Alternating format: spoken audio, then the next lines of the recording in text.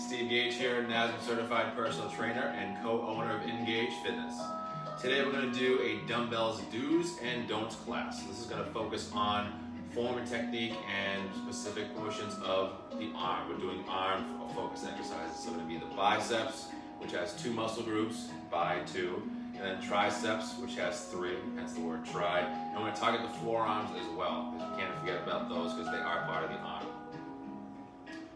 So with this, as we're doing these exercises, usually when we're focusing on these movements, we're isolating those muscle groups individually,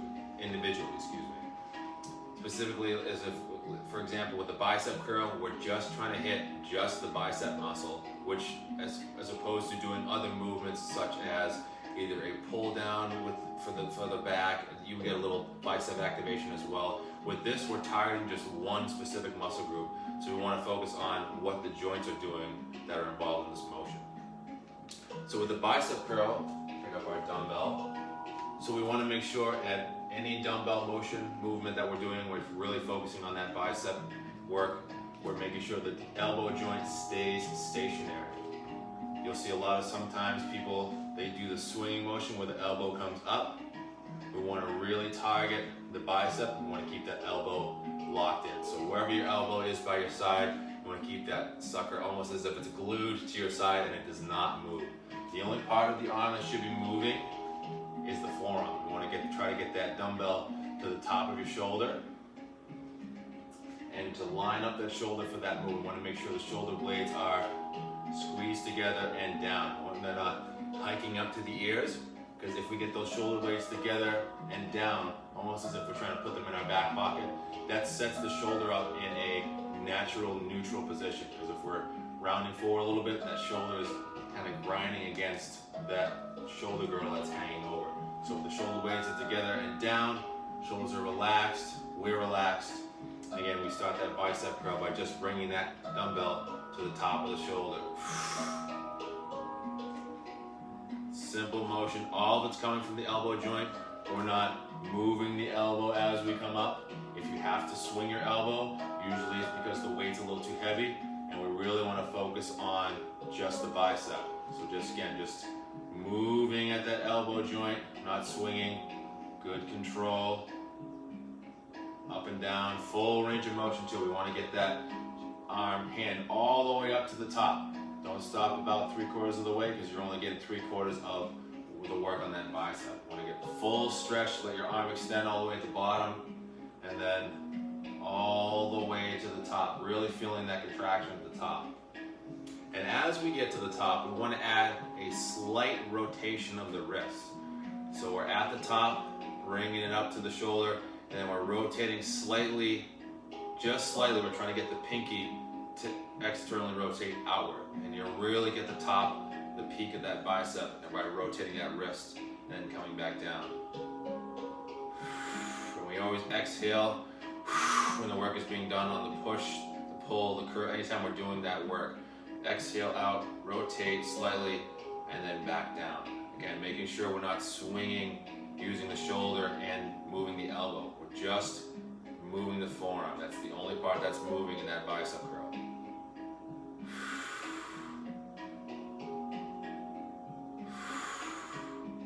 And same thing as if we were doing a hammer curl variation. We're holding the dumbbell just like a hammer with our palms facing in.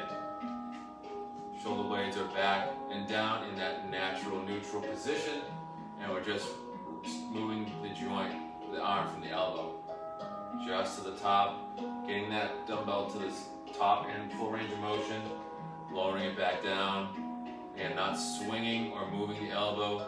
Elbows are glued to the side, really focusing on targeting that one specific muscle group. And again, we get that slight rotation outward, and that's again going to work the peak of that bicep.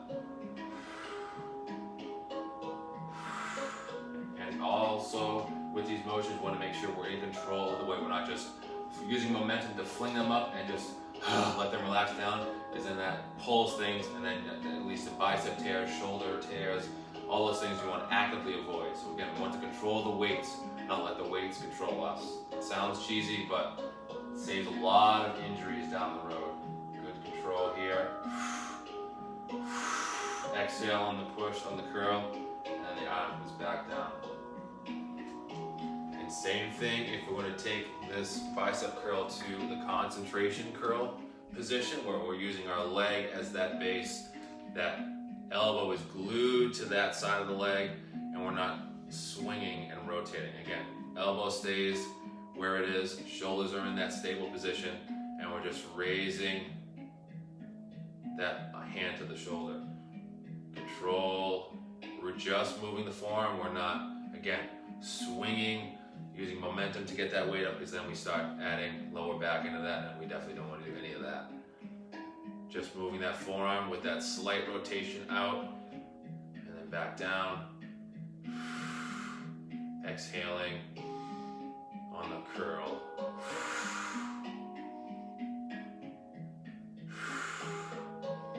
And another tip, if you're not feeling the focus that you really want on the bicep, I suggest a small tweak in your grip. So if, for example, if your hands are facing forward, instead of using your thumb, I would definitely suggest using lighter weight while starting with this, because you might have to build up your grip strength. You try not using your thumb, and it activates a lot more bicep muscle in doing the bicep curl. You'll feel the differences. You do a couple curls with the thumb, all the way up, all the way down, and then just try it without the thumb, using your fingers, and feel a little more activation with not using the thumb. Again, making sure elbows are by the side, we're not doing any swinging business. Elbows, shoulder blades are back and down and relaxed. And also just making sure as we get tired while doing these, the shoulders have a tendency to kind of hike up towards the ears. We want to keep those down, because then it keeps that shoulder joint in its neutral position and allows us to be comfortable in that position. So next we're going to switch to the triceps, the muscles in the back of the arm, responsible for a lot of our pushing, arm pushing focused exercises, where the biceps are focused on a lot of pulling exercises. So with this, a lot of similar things, just our elbows and shoulders are going to be in different places. So we'll start with, example is the skull crusher on the floor. So with this, again, we want to take the shape and position of the exercise into full range of motion. So we get into a position where we can get the elbows up but stationary, making sure they're not flailing out. We want to keep those shoulders, again, together. I know it's difficult to see on the floor. And then down, keeping them in that neutral position. Arms up, just bring them to the point where we can get a full elbow bend. So if you're not able to bring it all the way back here yet, that's totally fine. We just want to make sure we get a full stretch in the bicep, because we want to get that, as we bend, we're stretching the tricep. Then as we are going to extend, we really contract the tricep. And again, same thing, it's a little more difficult because we don't have the body to lock in those elbows, but we want to make sure those elbows stay stationary. They're not swinging with the dumbbells, because then we're getting shoulder and tricep. We want to focus just on the tricep. So we're just keeping those elbows stationary, and we're just, again, moving the forearm. Forearm's the only part that's moving. Same thing, exhale to push. Slow, controlled movements. Really feeling the back of that arm light up. And similarly to the bicep curl, we're going to add just a little bit of wrist rotation. So we're going to, at the top, we're going to rotate the wrist out a little bit as we come to the top. And again, shoulders are down on the floor, and they're not swinging with the with the weights. Again, if the weights, you have to really swing them and move them around, it means you got to use a little bit lighter weight. Might be a little strike on the ego, but it will target those triceps a lot more, and you'll see the benefits of it later on. And really try to push, get those forearms are the only thing that's moving.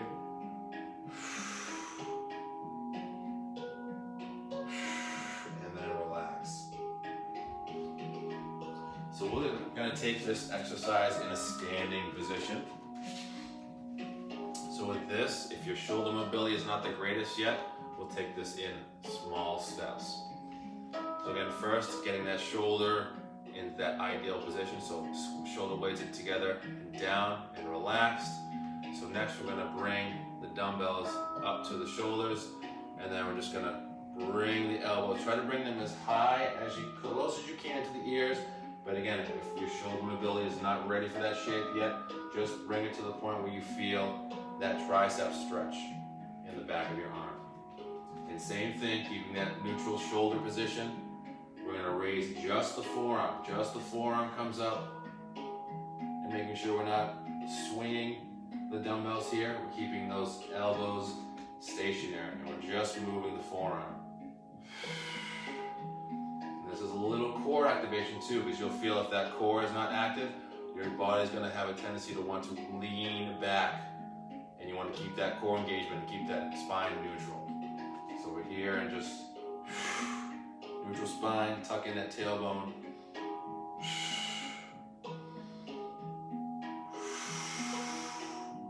And again, we're not swinging and the shoulders. If you feel the shoulders are moving around a lot more than they should, try to lock with that mind-muscle connection there, where you're locking those shoulders down together and down, and it keeps them in that neutral position. And just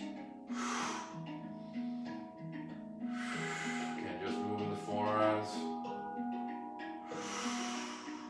Relax. Just want to take one more tricep shape, similar conditions. So this is going to be the bent over kickback.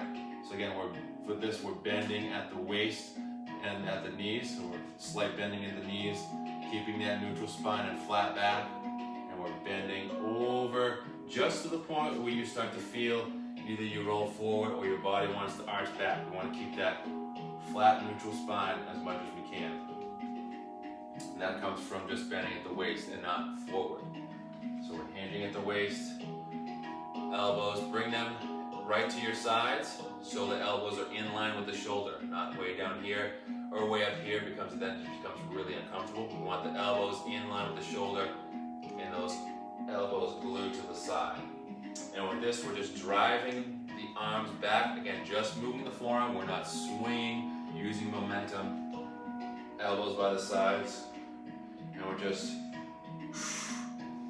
bringing the forearms back. And again, we want to get that little bit of wrist extension, because that adds towards the bottom of the motion a little bit more tricep activation. So again, we're just elbows by the sides, shoulders are together and down, relaxed, core is engaged.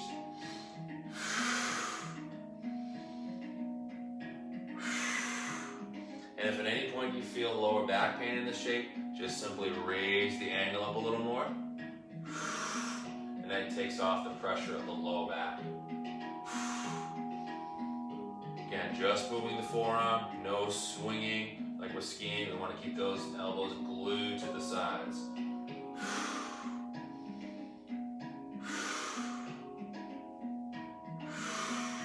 And relax.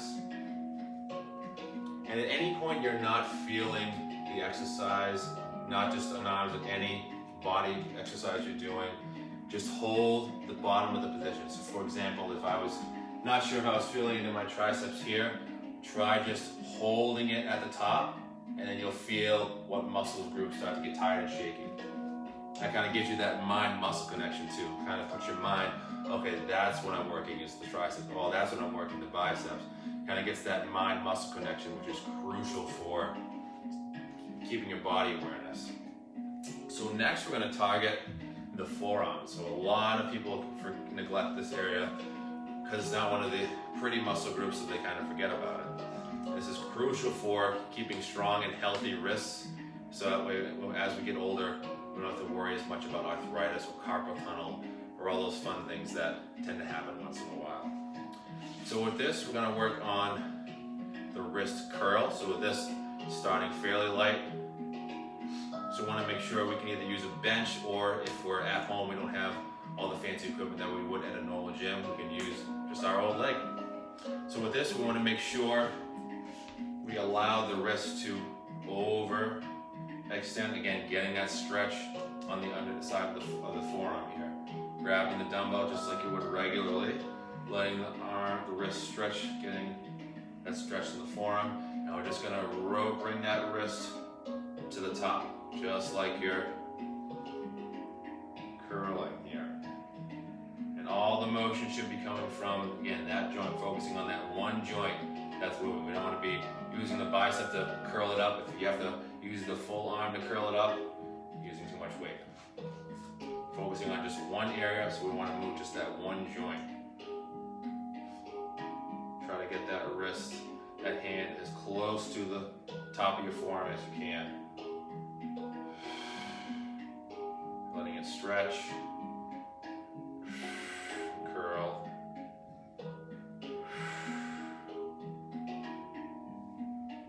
And if you're unable to hold this shape at any reason, we can do this shape simply by just standing up.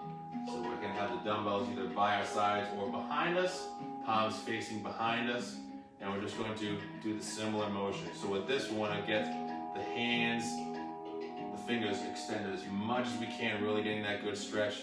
Because the more we use the fingers, the more forearm activation we're gonna get.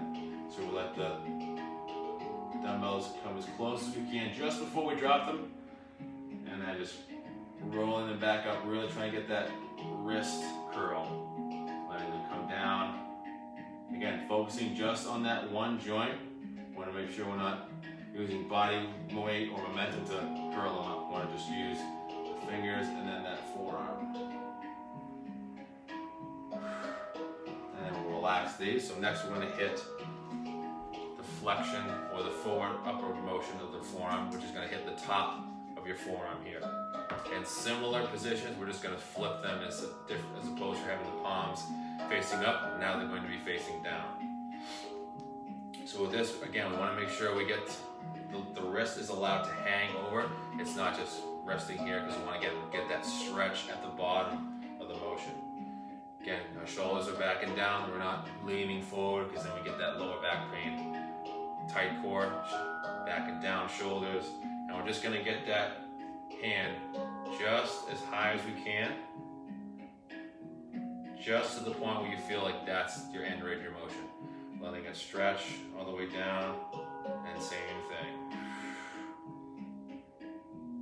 Again, just moving from that one joint. We're not using the leg to bump up the dumbbell or using our arm to pull. All the motion should be coming from that hand.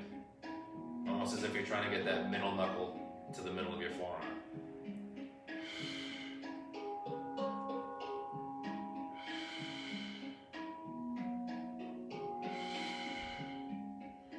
And you will not lead a crazy amount of weight for these, because it's a small joint. It's not really meant to be heavy load bearing. So just take it at your own pace, making sure you get full range of motion, not using momentum. And then we'll go same thing. We can do these standing as well. So with dumbbells, instead of having the palms facing backwards, we're gonna have the palms facing inwards this time. So with this, we're just doing the same thing we just did. We just don't have that little extra base. So we're just gonna bring those wrists as high as we can, back down. Bring them up as high as we can. Really feeling that tension and that muscle activation at the top of the forearm.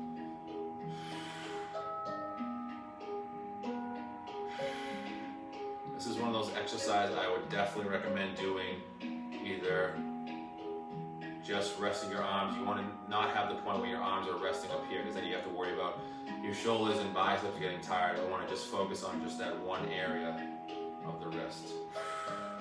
And then relax.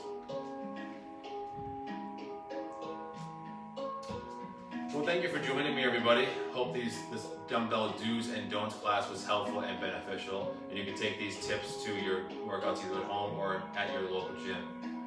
Thanks for tuning in, guys. Be safe, be kind, and choose to be well. Take care.